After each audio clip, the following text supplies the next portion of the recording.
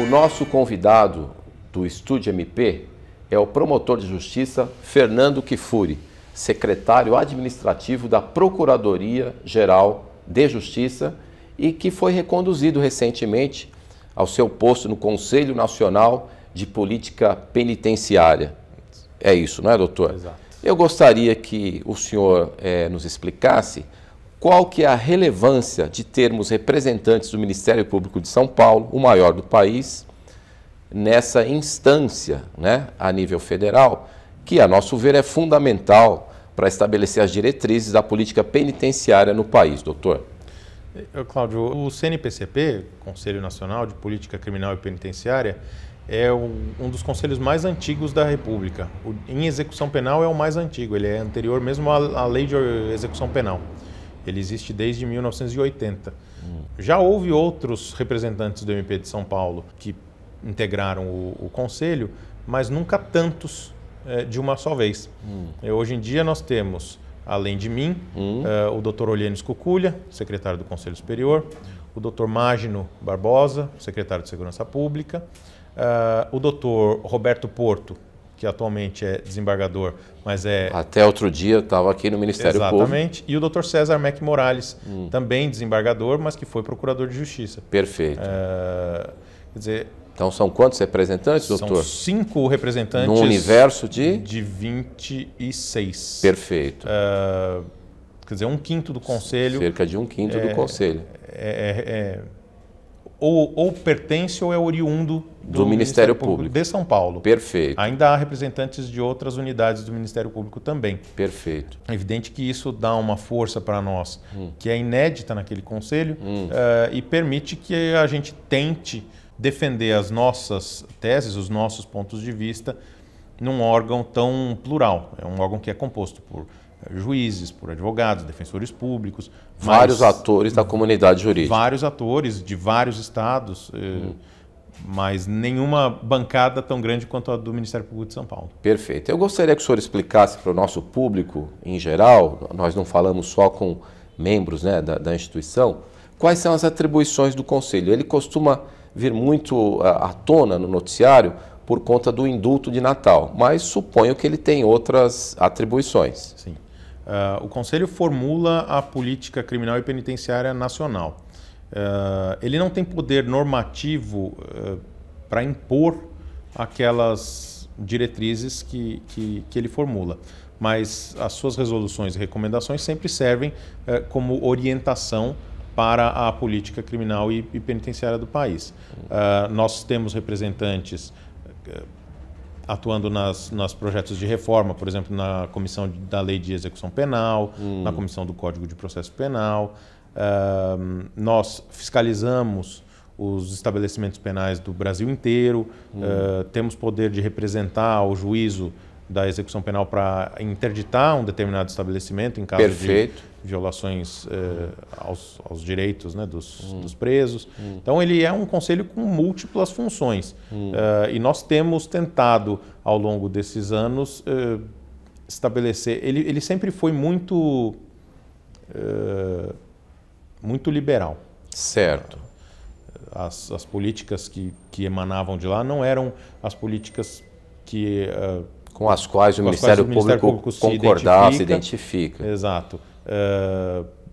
E agora nós estamos tentando fazer alguma modificação. Uma espécie de correção de rota, vamos dizer assim. Exatamente, que traga um pouco mais de rigor também à aplicação da lei penal.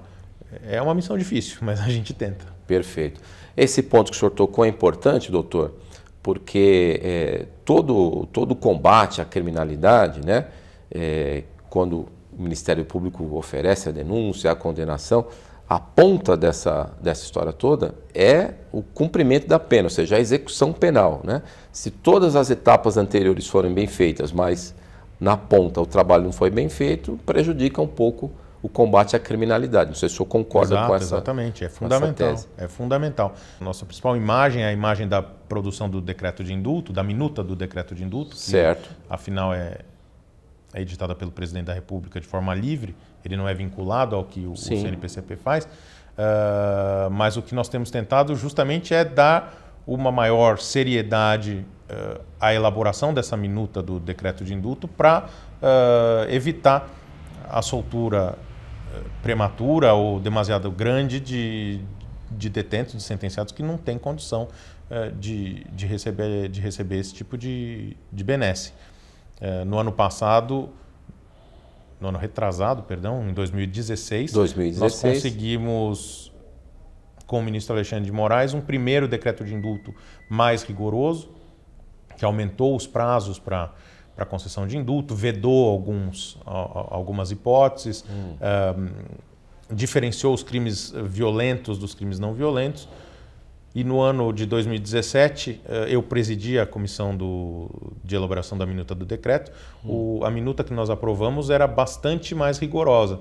Ela contemplava a vedação ao indulto para quem cometeu crimes de corrupção, de lavagem de dinheiro, para quem integra facção criminosa, para quem já foi posto no RDD, o regime disciplinar diferenciado. Perfeito.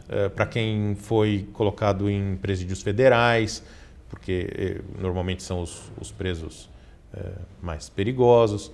Algumas dessas vedações foram encampadas pelo presidente da República. Outras não foram. O decreto está sob questionamento no Supremo Tribunal Federal. Perfeito. Mas a minuta que o CNPCP elaborou foi privilegiada, foi praticamente reabilitada nessa discussão no Supremo. O ministro Barroso, quando deu a liminar, numa ação do Ministério Público Federal, mencionou o nosso texto e restabeleceu algumas das vedações que nós tínhamos previsto. Agora nós estamos no momento de elaborar a nova minuta, já há uma composição de comissão. Espero que a gente consiga novamente fazer uma minuta mais adequada à realidade social, ao que a população espera. Ao que a população Perfeito. pensa. Doutor, o senhor obviamente tem uma visão particular sobre todos os problemas, né, que são apresentados para deliberação no Conselho. Mas em que medida as posições que o senhor defende, que os seus colegas de Ministério Público defendem no Conselho, expressam o que pensa o Ministério Público de São Paulo? Em outras palavras, quem tem sugestões, né, pode procurar o senhor. Como é que funciona isso, doutor? Claro. O Conselho ele não tem representação. A lei simplesmente prevê que são 26 conselheiros escolhidos pelo ministro dentre profissionais da área. Perfeito. Podem ser até da área da saúde, por exemplo. Não precisa nem ser da área jurídica. Sejam pessoas que tenham ligação com a questão carcerária e criminal. Graças a essa sorte, nós temos agora cinco integrantes.